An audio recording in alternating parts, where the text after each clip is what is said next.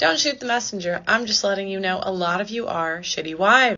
Okay, so I was home from college for one summer and I needed a job, so I started nannying for this family. And I literally met the wife like maybe 2 weeks beforehand, and the way I met her was because I noticed how toned her arms were when we were out at a gathering. And I was like, oh my goodness, your arms are so toned. She was new in town, her and her family. And she was like, oh my goodness, let's go to a spin class together. So we went. This woman was super fit. I mean, she had just had her third baby, maybe 110 pounds, and literally was perfect. Her husband was like some CEO of some big company, and he was extremely rich.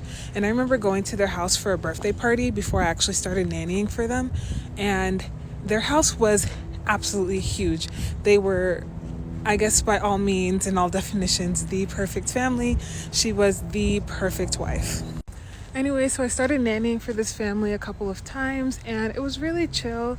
Honestly, I felt like they were just a normal family, and the pay was pretty good, but I started to notice some weird things as time went on. Like this one night, both of them were gone to separate events, and so I was watching the kids, and I didn't have a car, so my mom had to pick me up.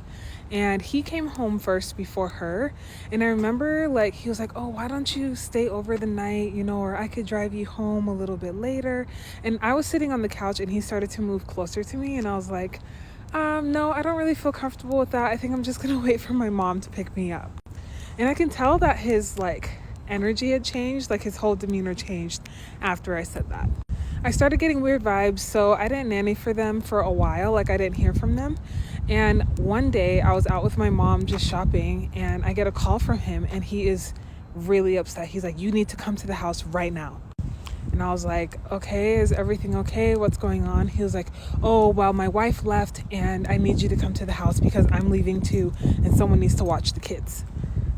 And at this point, I'm like, okay, what's going on with the wife? What's going on with this husband? So I rush over to the house and I ask my mom, like, hey, can I borrow the car? I don't know what's going on, but this man sounds like he's about to leave his kids unattended.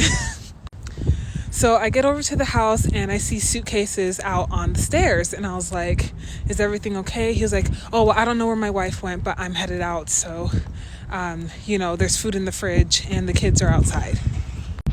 And I was like, okay, do you have any idea what time your wife might be back? He's like, no, I have no idea what time she'll be back. I don't know when she's going to be home. And I don't know where she went.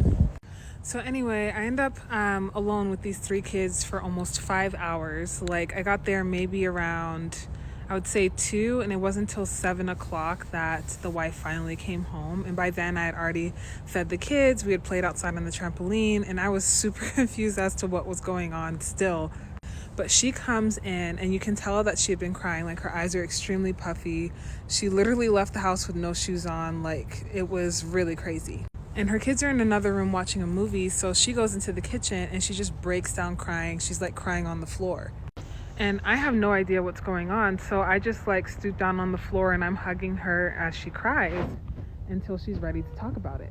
And finally, after a few minutes, she kind of stops crying and she's like, my husband's been cheating on me. He literally went on a dating app and found this woman, and they have been together for months. Like the woman lived in another state, and he had his family move out to where I was.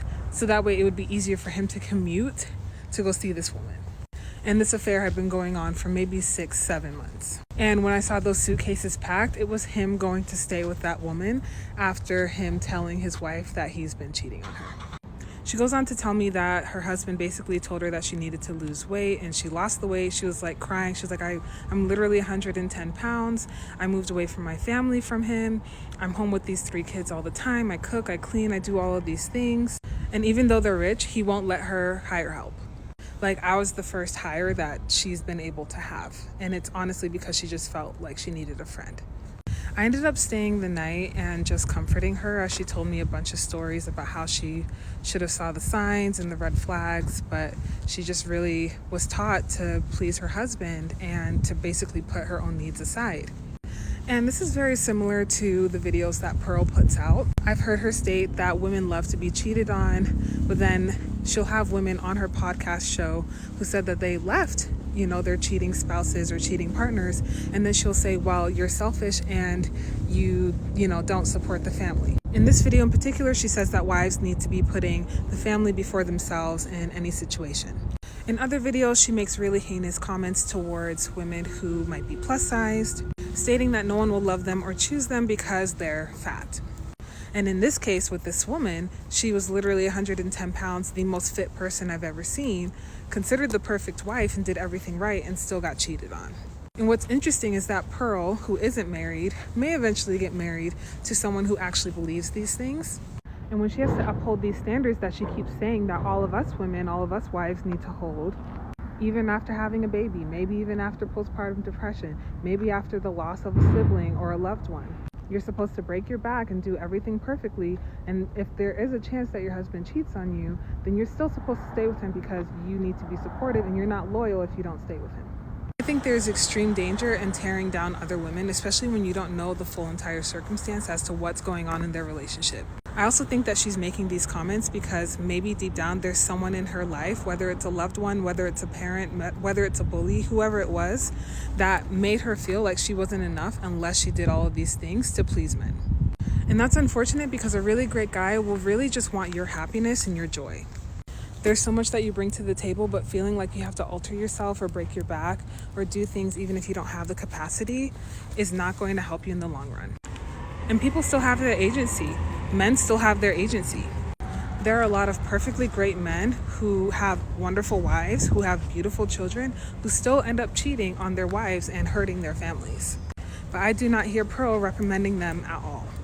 And honestly, these kind of comments and these kinds of videos are going to cut her off from really great women who might be able to hold solidarity with her if she does end up going through situations like this.